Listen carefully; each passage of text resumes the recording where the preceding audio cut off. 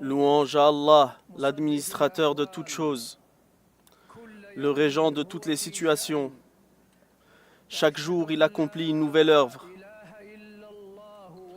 J'atteste qu'il n'est de véritable divinité qu'Allah, l'unique, sans associé, le souverain, le très majestueux. Aussi, j'atteste que notre prophète Mohammed est son serviteur et messager, le plus noble des enfants d'Adam, de Adnan. Que les éloges et le salut d'Allah soient sur lui, sur sa famille et sur ses compagnons, ceux qu'il a comblés de son agrément. Ceci étant dit, craignez donc Allah pieusement, chers musulmans, car sa crainte est la clé de tout bien désiré et le refuge contre tout mal redouté. Le Très-Haut dit dans une traduction rapprochée, et craignez Allah afin que vous réussissiez. Chers musulmans, il y a dans la succession des années un rappel, et dans leur enchaînement, un avertissement. Le Très-Haut dit dans une traduction rapprochée, Allah fait alterner la nuit et le jour. Il y a là un sujet de réflexion pour ceux qui sont clairvoyants. L'une des caractéristiques propres aux croyants est leur méditation constante et en toutes circonstances sur les moyens leur permettant d'adorer Allah et de se rapprocher de lui par diverses formes d'obéissance, tout en s'éloignant des péchés et des transgressions. Le Très-Haut dit, dans une traduction rapprochée, « En vérité, dans la création des cieux et de la terre et dans l'alternance de la nuit et du jour, il y a certes des signes pour les doués d'intelligence qui, debout, assis, couchés sur leurs côtés, invoquent Allah et méditent sur la création des cieux et de la terre, disant « Notre Seigneur, tu n'as pas créé cela en vain, gloire à toi. Épargne-nous du châtiment du feu. » Al-Bukhari rapporte, d'après un hadith d'Ibn Abbas, que lorsque le messager d'Allah se réveillait au milieu de la nuit, il récitait les 10 derniers versets de la sourate Al-Imran, puis faisait les ablutions et priait.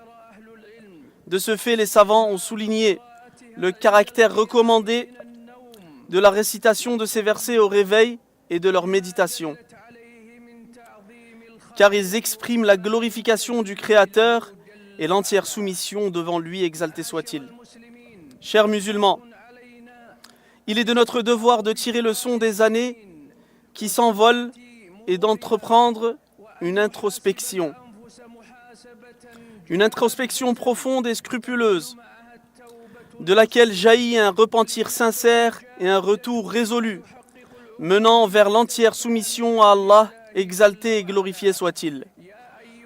Le Très-Haut dit dans une traduction rapprochée, « Ô vous qui avez cru, craignez Allah, que chaque âme voit bien ce qu'elle a avancé pour demain, et craignez Allah, car Allah est parfaitement connaisseur de ce que vous faites.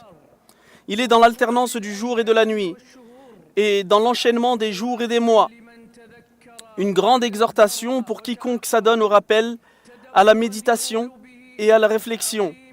Une réflexion qui le mène à la glorification du Créateur exalté et glorifié soit-il. À lui consacrer une soumission absolue, grandeur à lui.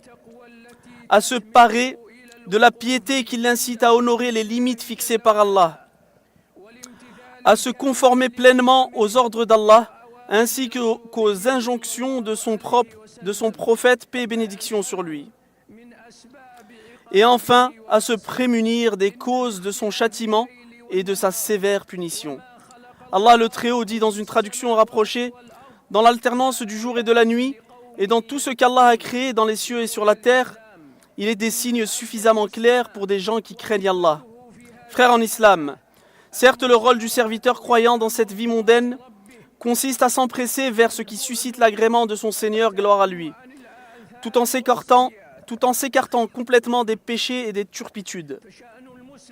Car le propre du musulman, au fil du temps, est de se rapprocher davantage de son Seigneur sans se laisser distraire par cette vie éphémère aux dépens de la vie éternelle. Mon peuple, cette vie n'est que jouissance éphémère. Seule la demeure de l'au-delà est éternelle. Seule la demeure de l'au-delà est éternelle. Félicitations à celui qui aura su dominer son âme en lui interdisant de sombrer dans l'égarement et le péché, et qui, durant cette vie, aura veillé à préserver tout ce qui satisfait le souverain, le salutaire. D'ailleurs, ceux qui ont réussi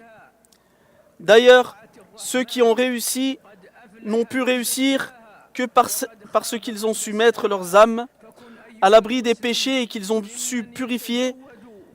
purifié grâce à l'adoration du tout miséricordieux. Heureux sera assurément celui qui la purifie et perdu sera celui qui la souille. Sois donc, ô toi mon frère musulman, du nombre de ceux qui profitent du défilé des années pour s'approvisionner en bonté et en vertu. Allah exalté soit-il a dit dans une traduction rapprochée: sachez que le meilleur viatique est la crainte d'Allah. Et notre prophète, paix et bénédiction sur lui, a dit: le meilleur d'entre vous est celui dont la vie est longue et les œuvres bonnes. Rapporté par At-Tirmidhi, qui l'a qualifié de bon et authentique. Ainsi, l'évaluation des bénéfices et des pertes, des réussites et des échecs ne se mesure qu'à l'aune d'une foi accomplie, de l'obéissance au tout miséricordieux et de la fidélité à la voie du maître des enfants d'Adam, paix et bénédiction sur lui. Allah exalté soit-il dit dans une traduction rapprochée: par le temps, l'homme en vérité est en perdition, à l'exception de ceux qui ont cru, ont accompli les bonnes œuvres, se sont recommandés la vérité et se sont recommandés la patience. Ô Allah, assiste-nous afin que nous puissions investir notre temps dans ce qui suscite l'agrément du Seigneur des cieux et de la terre. Ô Allah, compte-nous parmi ceux qui méditent, qui profitent des enseignements, qui réussissent et qui atteignent la félicité, ô Seigneur des mondes. Louange à Allah, le Très-Haut, le plus haut. J'atteste qu'il n'est de véritable divinité qu'Allah, l'unique, sans associé. À lui les noms les plus sublimes et les attributs les plus parfaits. Aussi, j'atteste que notre prophète Mohammed est son serviteur et messager, détenteur de la grande intercession. Ô Allah, que tes éloges et ton salut soient sur ton serviteur et messager Mohammed, ainsi que sur sa famille et sur ses compagnons, ces hommes pleins de bonté et de piété. Serviteur d'Allah, il est un signe de perdition que de voir les années défiler, pendant que l'homme néglige de faire son examen de conscience ou de se remettre en question. En effet, le report du repentir est révélateur d'une profonde léthargie et d'une lourde affliction. Il incombe donc à tout musulman d'ouvrir son cœur aux signes de la création et de la révélation, mais aussi de renouer avec la religion et la législation de son Seigneur. Le Très-Haut dit dans une traduction rapprochée: l'heure n'est-il pas venue pour les croyants de laisser leur cœur s'attendrir à l'évocation d'Allah et de ce qui est révélé comme vérité? Alors empressez-vous qu'Allah vous fasse miséricorde, d'accourir aux bonnes œuvres et de rivaliser de dévotion. Prenez garde aux péchés et aux mauvaises actions, et observez les prescriptions du Seigneur des cieux et de la terre. Aussi, multipliez en tout temps et à toute heure les prières et les salutations en faveur du noble prophète. Vous obtiendrez ainsi d'immenses récompenses et des rangs élevés.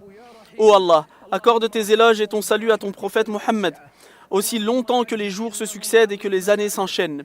Aussi, agréez, ô Allah, sa famille et ses illustres compagnons.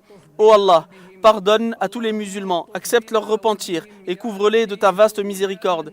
Gratifie-les d'une immense récompense, préserve-les par ta protection et traite-les avec douceur.